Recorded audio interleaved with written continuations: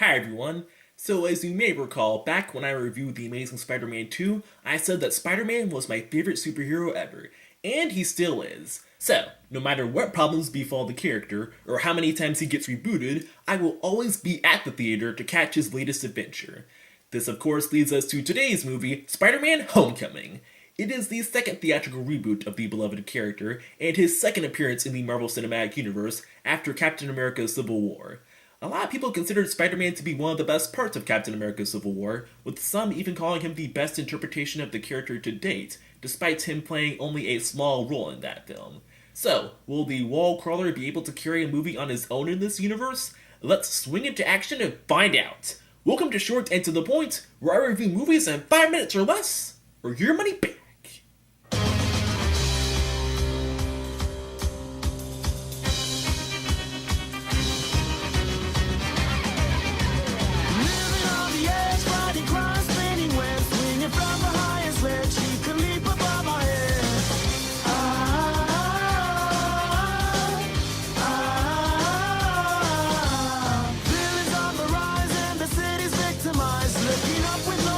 Arriving in the speed of time.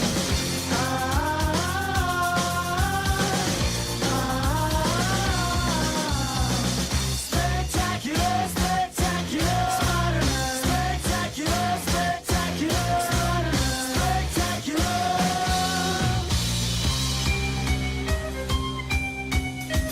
Spectacular, spectacular Spider-Man. Spectacular, spectacular Spider-Man.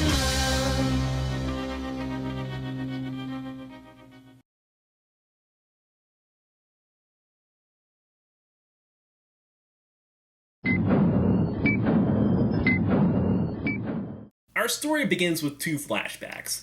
The first introduces us to our villain, Adrian Toomes, aka the Vulture, played by Michael Keaton. The second gives us a brief but humorous look at the events of Captain America Civil War from the perspective of our hero Peter Parker, played by Tom Holland. Following that recap, Tony Stark, played by Robert Downey Jr., allows Peter to keep his upgraded Spider-Man suit, and when Peter asks when their next mission will be, Tony says he'll call him. We then cut to 2 months later, where we find that Peter hasn't heard anything from Tony, setting the stage for Peter to try and prove himself to his mentor once he and the Vulture cross paths. Okay, so one of the best parts of this movie was casting Tom Holland as Peter Parker. He easily captures his character's youthful energy, making him probably the most endearing version of the character yet. He also does a great job in the dramatic department, capable of holding his own against Michael Keaton and Robert Downey Jr., while also being able to carry the drama of a scene on his own, sometimes just through his facial expressions. Casting Tom was also a smart move since, due to his age, he was able to more convincingly pass himself off as a teenager, thus making Peter's story arc a believable one.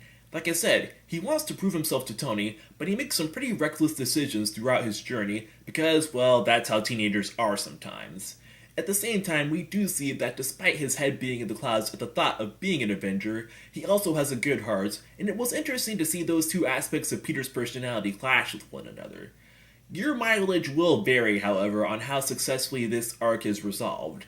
How things are wrapped up does work for the movie, but I felt like it could have been more fully realized. It doesn't ruin the movie, but it does cost it some points. As for the acting from the rest of the cast, it was pretty good.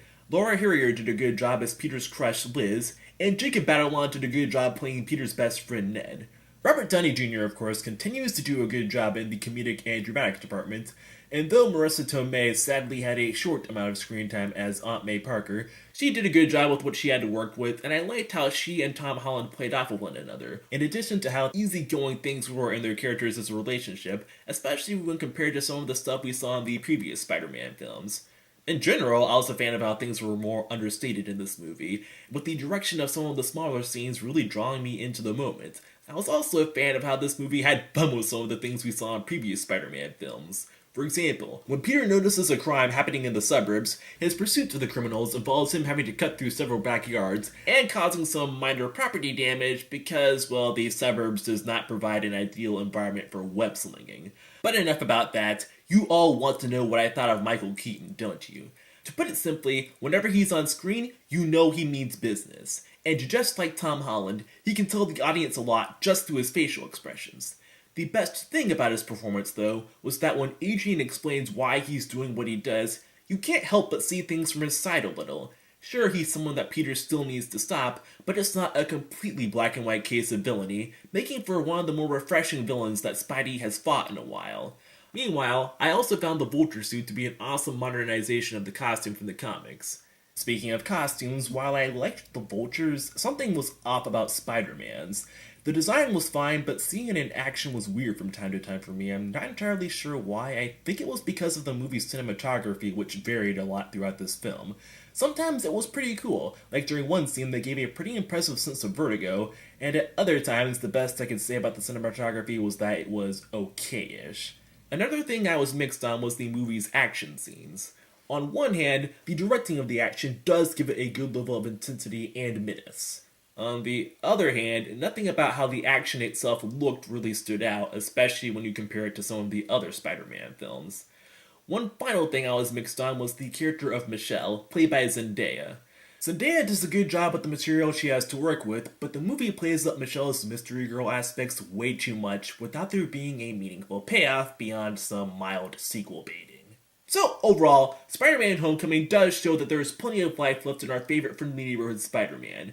It did a good job integrating him into the Marvel Cinematic Universe, and we got to see a few sides of the character that we haven't seen before, making for a refreshing Spider-Man movie slash superhero movie in general, but the problems in the payoff department and the humor and action not being 100% consistent did hurt it. I thought the movie was good, but I was hoping that it would be amazing, and thus it gets 7.5 web cartridges out of a possible 10 for me. That being said, I do recommend it for a theatrical viewing. This has been short and to the point, and I review movies in 5 minutes or less, or your money back.